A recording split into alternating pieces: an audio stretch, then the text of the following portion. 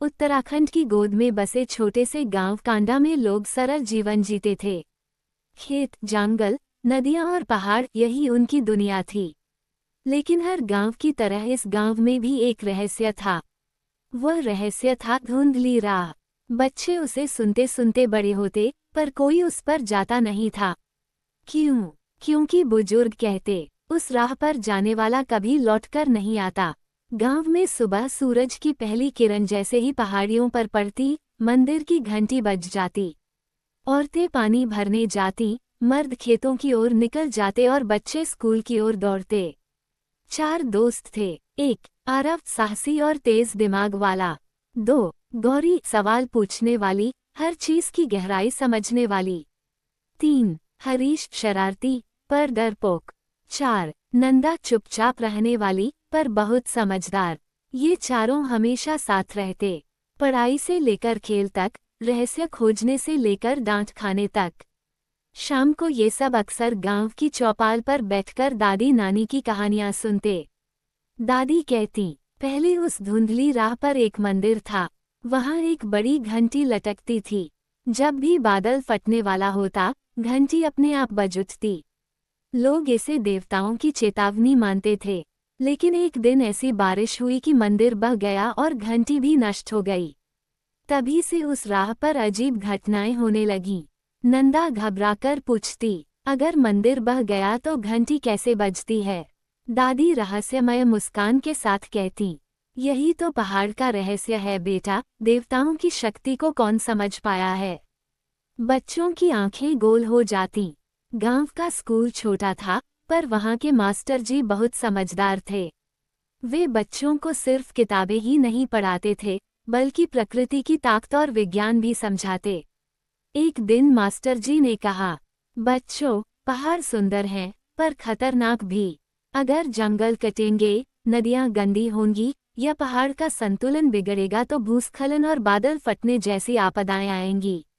इसलिए जागरूक रहो। आरव ने तुरंत सोचा, तो क्या धुंधली राह का रहस्य भी कोई प्राकृतिक वजह हो सकती है? गौरी ने कहा, अगर वहां सचमुच खतरा है तो हमें जानना चाहिए। गांव के लोग तो बस डरते हैं, पर सच्चाई कोई नहीं जानता। चारों दोस्तों ने तय किया, वे उस राह का सच जानेंगे। एक दिन स्कूल से लौटते समय वे चुपके से धुंधली राह की ओर बढ़े। सूरज ढल रहा था, चारों ओर नीली धुंध छाने लगी थी। पगडंडी सक्रिय थी, दोनों ओर घने बांज और देवदार के पेड़। हवा से पत्तियां सरसराती तो लगता जैसे कोई पीछा कर रहा हो। अचानक टन टन टन टन घंटी की आवाज आई। चारों बच्चे ठिठक गए। हरीश डरते डरते बोला, ये सच है, घंटी अब भी बजती है। आरव ने हिम्मत करके आगे देखा। धुंध इतनी गहरी थी कि 2 कदम दूर कुछ भी नजर नहीं आ रहा था। गौरी ने कहा, ये कोई साधारण बात नहीं है, हमें कल फिर आना होगा और ध्यान से देखना होगा। चारों डरकर गांव लौट आए, पर नींद किसी को नहीं आई। अगले दिन वे अपने साथ एक पुरानी लालटेन और रस्सी लेकर आए।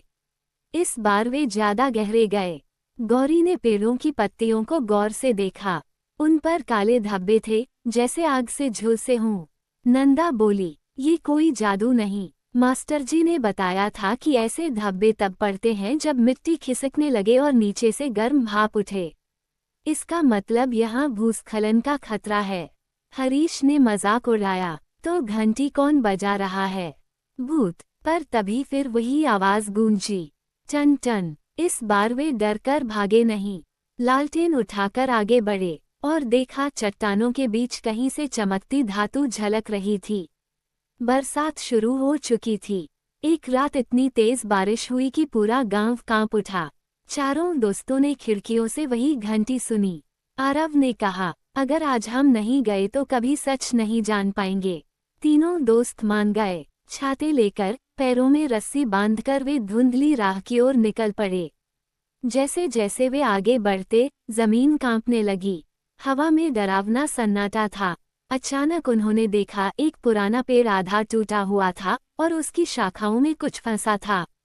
वह था वही मंदिर की घंटी। दरअसल घंटी उस टूटे पेड़ में फंस गई थी। जब हवा चलती तो पेड़ हिलता और घंटी बजती। लेकिन असली खतरा ये था कि घंटी के ठीक नीचे पहाड़ी का हिस्सा दरक चुका था। मिट्टी धीरे धीरे खिसक रही थी। गौरी ने डरते डरते कहा, अगर बारिश और तेज हुई तो पूरा गांव मिट्टी में दब जाएगा। आरव ने फैसला लिया, हमें सबको बताना होगा, यही घंटी हमें चेतावनी दे रही है। चारों बच्चों ने गांव लौटकर सबको बताया। पहले किसी ने यकीन नहीं किया। लोग हंस पड़े। बच्चे भी क्या क्या कहानियां गढ़ लाते हैं। लेकिन तभी हवा से घंटी खुद ब खुद बजने लगी। सब लोग बाहर आए। घंटी की आवाज गूंज रही थी और पहाड़ से मिट्टी गिर रही थी। अब सबको यकीन हो गया। गांव के लोग तुरंत सुरक्षित जगह की ओर चले गए। उसी रात भयंकर भूस्खलन हुआ।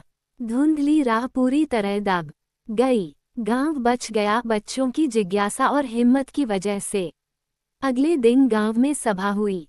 मास्टर जी ने कहा, बच्चों, अगर ये चारों दोस्त सच जानने की कोशिश न करते तो आज हम सब यहाँ न होते।